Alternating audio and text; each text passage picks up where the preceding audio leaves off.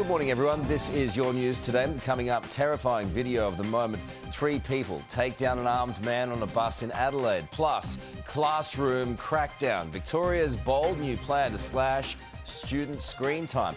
And an unlikely collaboration. Teddy Swims surprises Sydney fans with the Wiggles. But first up, we begin with breaking news from Sydney's southwest, where a home has been sprayed with multiple bullets before being set on fire. Let's go live now to today's Sydney reporter Jack Hahn at the scene in Cabramatta. Jack, what more do we know this morning? Well, we know that a crime scene has been declared here in Cabramatta. You can see a whole bunch of evidence markers down there. It was about 12:45 this morning when emergency services were called, not for a shooting, but for a house fire. Firefighters and police arriving here, officers chatting with locals. That's when residents reported to them that they, in fact, heard gunfire here on this street and officers found bullets. So this was escalated to a shooting investigation. 4 people were in the property that was sprayed with bullets. A 57-year-old woman rushed to hospital this morning. She's stable. Whoever opened fire is on the run. Sarah.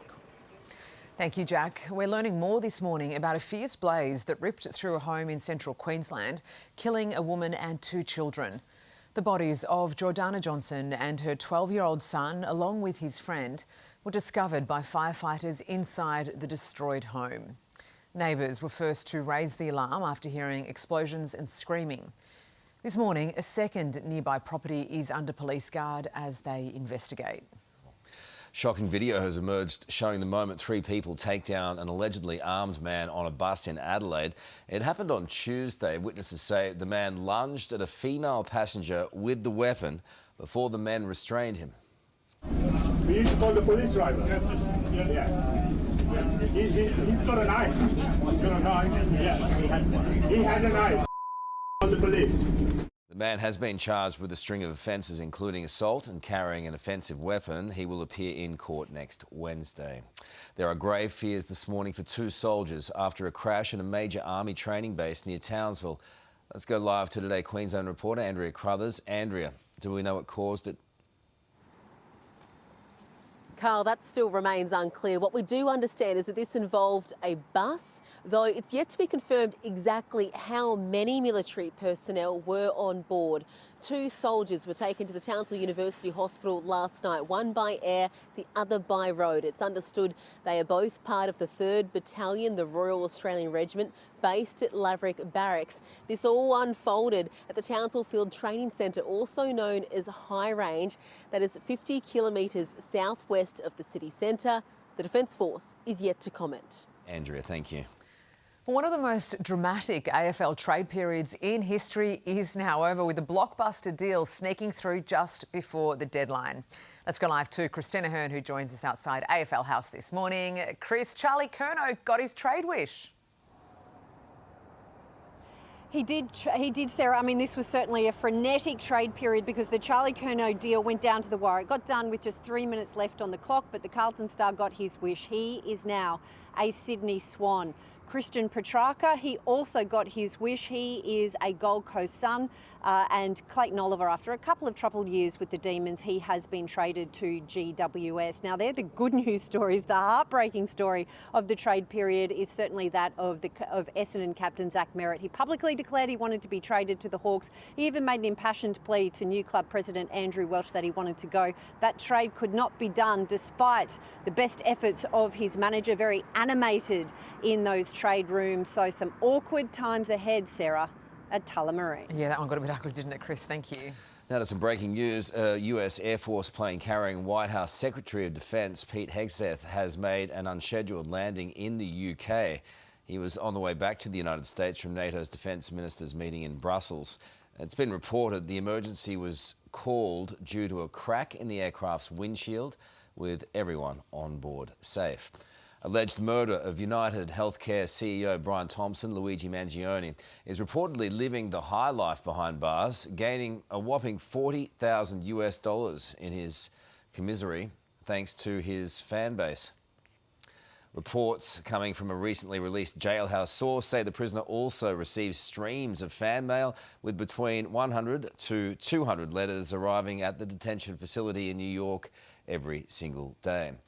US court documents have revealed Australian pop star Sia's estranged husband Daniel is seeking more than $386,000 a month in spousal support. The files revealed Bernard, the father of the couple's 18-month-old son, requested the large figure in order to maintain the, quote, luxurious and upper-class lifestyle he had enjoyed with the singer. And talk about a mouthful. A 60-year-old man from Auckland has been crowned the holder of the world's longest name. There he is, the big fella.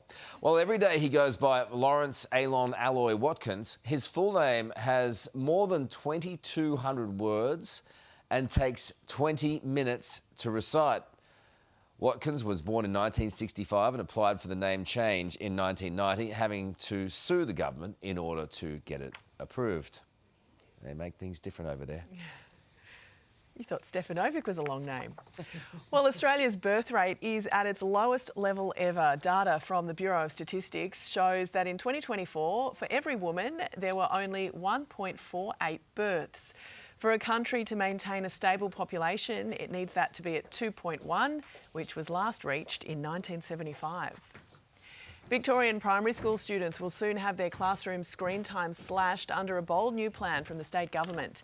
The Herald Sun revealing students will be limited to 90 minutes of screen time a day, and parents won't have to buy personal laptops for their kids, saving families hundreds. Schools across the state will instead provide shared devices and restructure lessons to encourage screen sharing. And it is pause aboard today for a bunch of furry friends as they prepare to take to the skies. This first in Australian aviation history will see 4 small dogs travelling in the cabin of a Virgin flight to the Gold Coast, their tickets costing $149 each. Virgin plans to roll out the initiative across its network next year. And we know that only great things start here in the halls of the Today Show, and now that includes a Wiggles and Teddy Swims collab. That is right, the Grammy-nominated Soul Star first joined forces with the Aussie group just outside our studio here, and now they have hit the big stage together in Sydney.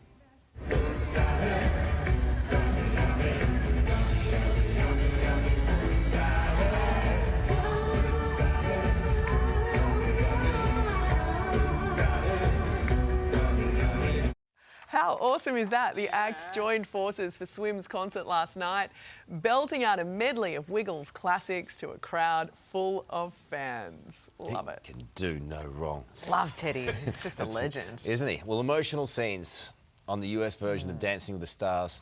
You okay, Carlos? When Robert Irwin dedicated his routine to Mum Terry. Have a look at this beautiful thing. 'Cause you'll be in my heart always.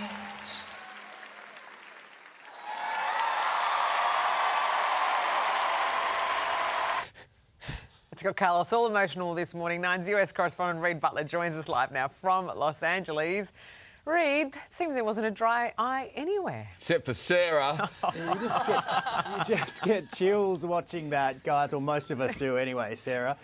You got the feeling that it wasn't about the competition for Robert Irwin last night. It was more about paying tribute to his beautiful family, and he did such an incredible job at that. But yes, he also danced really well. The couple got their first 3 nines of the season. I think Robert is in the box seat to take this whole competition out. Afterwards, some behind-the-scenes cameras captured Robert getting quite overwhelmed with emotion on the dance floor and needing to be comforted, and those tears continued in a post-dance interview. I really feel in some way